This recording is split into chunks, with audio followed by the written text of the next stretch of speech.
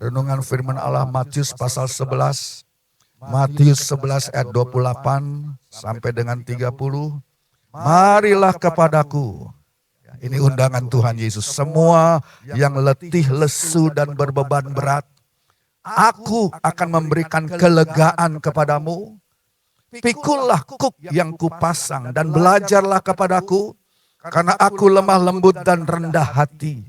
Dan jiwamu akan mendapat ketenangan, sebab kuk yang kupasang itu enak dan bebanku pun ringan. Bapak Ibu, saya tidak tahu pagi hari ini beban apa yang sedang saudara pikul. Saya tidak tahu apa persoalan yang membuat saudara mungkin tertunduk atau tertekan. Tapi saya tahu ada jawabannya. Ada jawabannya dalam Alkitab. Yesus berkata, Yesus mengundang, marilah kepadaku semua yang letih lesu dan berbeban berat. Aku memberikan kelegaan. Bahasa lain katakan, aku memberikan rest, peristirahatan kepadamu. Nah, saudara, berapa lama selama bertahun-tahun saya tidak betul-betul mengerti ayat ini, ya, karena dikatakan aku datang kepadaku, kata Tuhan, ya, aku memberikan kepadamu kukku. Saya bingung, saudara, ini kuk apa ya? Kuk, kalau bahasa Belanda kuk itu kue, saudara, ya, kuk. Tapi kuk seringkali kita salah mengerti karena kita tidak mengerti ayat ini, kita tidak mengerti apa itu kuk. Dan ketika Yesus berkata pikullah kuk, dia mengundang, mari datang kepadaku, aku berikan istirahat, tapi dia katakan aku juga beri kepadamu kuk. Lah kuk ini apa? Dan saudara, saya pikir pikullah kuk yang kupasang. Lantas kita berpikir, oh, Tuhan mau menambah Tuhan, saya sudah punya beban berat. Kenapa sekarang aku datang kepadamu, engkau mau taruh lagi beban yang engkau punya kepadaku, bagaimana Tuhan? Kita seringkali berpikir, oh, Tuhan ingin menambahkan beban lagi kepada saya. Waktu dia katakan, pikullah kuk aku, aduh Tuhan, bebanku ini sudah cukup berat. Kenapa engkau mau tambah lagi dengan beban yang engkau punya? Saudara pernah berpikir demikian, Tuhan bebanku sudah cukup berat, aku tidak sanggup ditambahin lagi dengan kukmu. Dengan bebanmu juga bagaimana?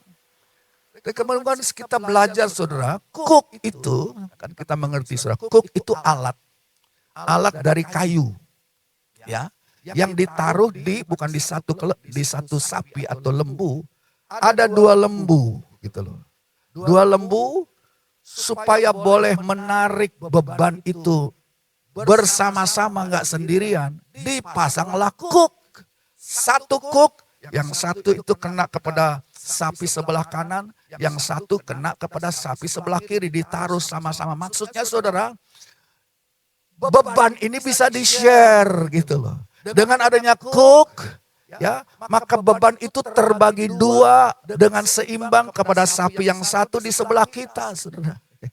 Dan kalau kita, Alkitab gambarkan kita adalah sapi-sapinya Tuhan, lembu-lembunya Tuhan, dan Tuhan datang, mari datang kepadaku, aku mau memberikan damai sejahtera, aku mau taruhkan pikullah kuk aku kuk. Ini maksudnya begini, saudara, Tuhan mau berbagi dengan kita. Jangan pikul kukmu sendiri, jangan pikul bebanmu sendiri. Ya, aku berbagi, aku datang untuk berbagi beban. Akulah yang ada di sampingmu, dengan kita punya satu kuk. Jangan tarik sendiri terlalu berat. Aku ada di sampingmu, kita pikul bareng-bareng.